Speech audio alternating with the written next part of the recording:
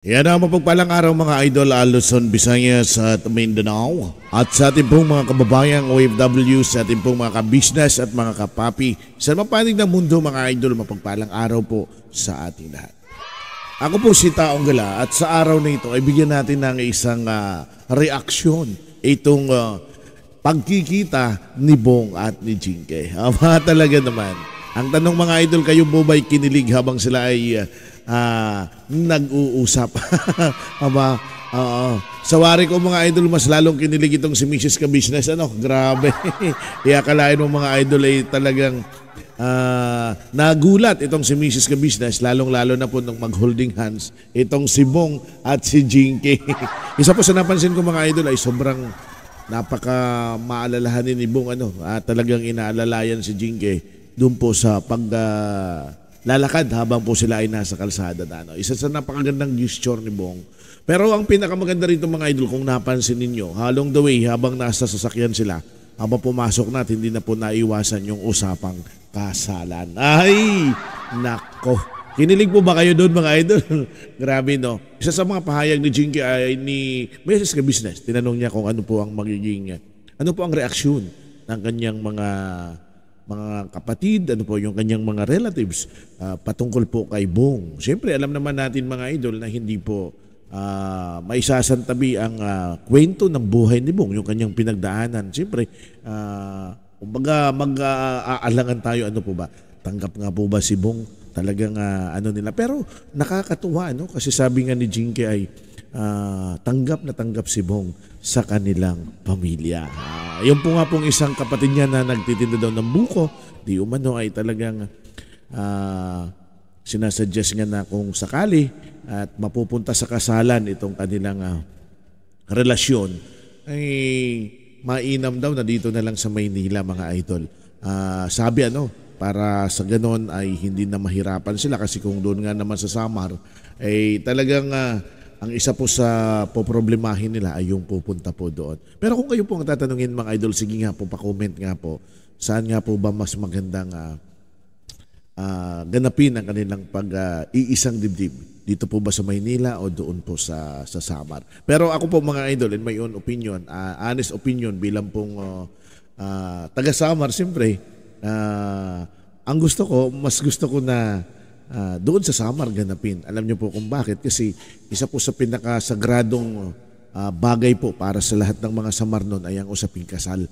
Ito po yung pagbibigay ng pagkakataon. Hindi lang po sa kay Jinky kundi sa kanyang mga magulang. So iba pa rin po ang dating kung doon mismo sa lugar nila. Opo. Kaya nga lang tama po na yung sinabi kung paano ang adjustment pagka ganun, kasi marami silang pupunta. But well, anyway, sa tingin ko ay madaling solusyon naman yan kasi may sasakyan naman si Mr. Ka-Business. Pero ganun pa man mga idol, wag po muna natin pangunahan.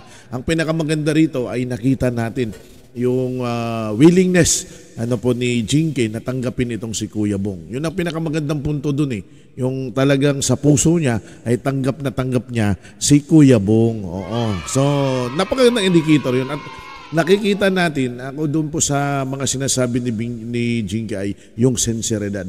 Una po sa lahat, mga idol, isa din po naman yan sa pinakamagandang pamantayan po, panuntunan po sa kanilang pagmamahalan ay siyempre po yung sinseridad na binibitawan ni Jinky, at ganoon din po kung paano po yung acceptance ng kanyang mga magulang. So, ito po ay ating papakabangan dito po sa ating ka-business love team na ito. At talagang sarado na po sa atin usapan, klarado na po na sa kasalukuyan ay period na silang dalawa na po. Oh, talaga naman, Iba ka talaga Kuya Bong, malupit ka talaga. Sobrang believe ako sa iyo Kuya Bong. So silang dalawa na, wala na pong pagdududa dahil inamin na rin po ni Jinky na sinagot na niya si Kuya Bong. Sa atin lang siguro mga idol, samahan na lang po natin ng dasal na sana po ay mapagtagumpayan nila ang mga pagsubok na pagdadaanan, kasi siyempre habang papalapit sila sa punto na ando na po't gagawin yung pag-iisang dibdib, sige din po maiiwasan, may mga kunting mga pagsubok pa rin pagdadaanan sila. Lalong-lalo na po na kahit dito man sila sa Manila, ay meron pa rin po silang status ng long distance relationship dahil nakakalabas lang si Jinky kapag siya ay nagdi-day off lang. So, balik ngayon, bumalik si Jinky, balik uli sila sa estado ng video call lamang ang kanilang usapan. Pero ang pinakamaganda, at least tayo bilang nagmamahal kay Kuya Bong, nakita na po natin yung assurance doon po sa banig ni Jinky na una, silyadong-silyado sila ng dalawa. O, di ba? Klaradong-klarado na po yan. At this time, at this moment, isa na po sa niluluto dito ay kung paano po ang gagawing pag-iisang dibdib nila kasi doon na papunta talaga ito. Doon na po ito papunta mga idol patungo. Pero ganun pa man siguro, mas mainam kung para sa akin ay makakabisita si Bong sa bahay ni Jinky dito sa Samar and ganun pa rin makasama din sila Mr. Ka-Business bilang pangalawang magulang. Tumatay yung pangalawang magulang ni Bong kasi isa po din sa pinaka magandang kultura po ng mga waray nun, kapag ganito pong mag-iisang dibdib ay yung tinatawag na pamamanhikan. Kahit papano ay ang pagpapaalam upang maisaayos at doon po pinag-uusapan kung ano po ang gagawin, mga nararapat gawin sa pag-iisang dibdib. Alam mo, siyempre mga idol, hindi po natin dapat isang tabi yung kultura pag ganitong kasing usapan. Tayo po, ako po bilang waray, alam ko po yung kultura ng mga waray nun, so nararamdaman ko po yung kaimportansya ng bagay na ito pagdating po sa usaping kasalan. Kaya mas mainam, makakadagdag punto po ito para kay Bong yung konsiderasyon sa ganitong klaseng mga usapin kasi po siguradong mas lalong magpapadagdag points pugi points para kay Bong at mas lalong hahangaan siya ng mga magulang ni Jinky. Yun po yung isa sa pinakamagandang punto rito. Pero I'm sure, yung pong mga nangangakong ninang dyan may nagpa-PM po sa akin at nagsasabi, Kuya TJ, kapag natuloy po ang kasalang Jinky at Bong ay magnininang sila, nako, mag-ready na po kayo. At sigurado po mga idol, kung matutuloy po itong kasalang ito, promise, ito na po ang pinakaabangan at pinakamalaking kasalang magaganap sa social media. Una po, sigurado po dito uulan at babaha po ng mga ninong at ninang. Hindi ko po pinangungunahan, yan po na may prediction ko lang.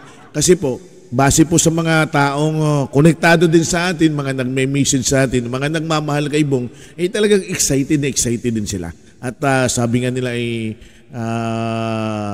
sila mismo magbobolunteer, magbobolunteer, magkukusang, magsasabi na gusto din nilang magninong at magninang kay Jinky.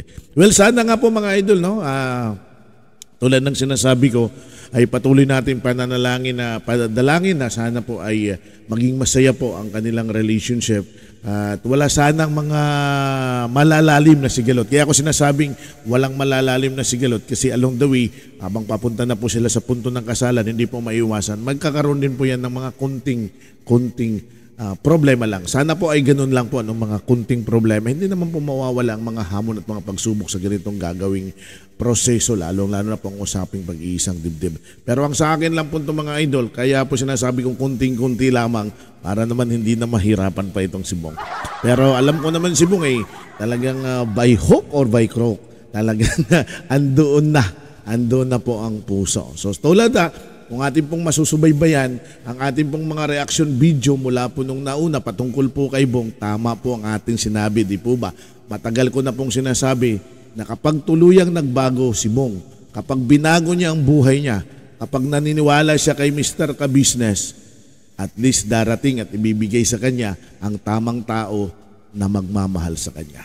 So this time, hopefully, sana by 2025, ito na po ang pinakamagandang taon para kay Kuya Bong na mabuo na po ang kanyang pangarap na pamilya and at the same time, ito na po ang talagang kumbaga tuluyang pagbabago ng isang Kuya Bong. Sa pag nangyari po ang ganyan mga idol, I do believe na ito po isang malaking inspirasyon sa lahat ng mga taong nakakaranas ng katulad ng buhay ni Kuya Bong. Inspirasyon po na mula po sa tawaging taong grasa, mula po sa pagiging nangangalakal ay talagang binago ang buhay with the intervention of Ka-Business family. And of course, with the divine intervention, siyempre kung wala po ang ating Panginoong Diyos, ay hindi naman po magagawa yan.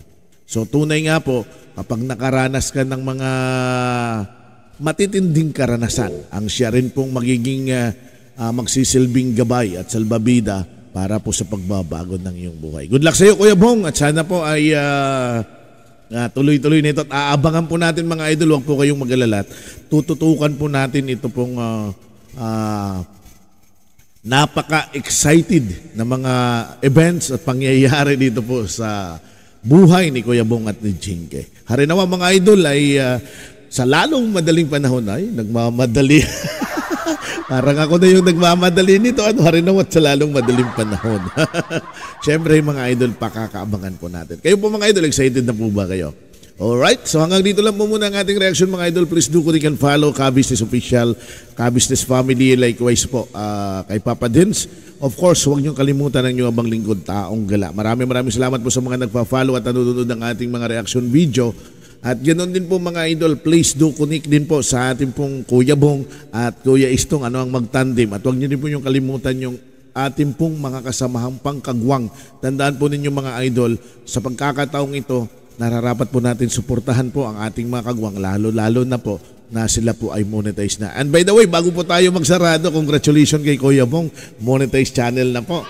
Wow, grabe. So ibig sabihin mga idol, sasahod na po sa mga susunod na mga buwan si Kuya Bong. Mararamdaman na po niya ang kanyang mga pinaghirapan sapagkat magkakaroon na po siya ng sahod dito po sa YouTube. Of course, huwag natin kalimutan ang ating magigiting ng mga reactors, ano po mga idol, siyempre ang inyong abang lingkod. Hanggang sa sunod na video, God bless us all mga idol, hanggang dito lang po.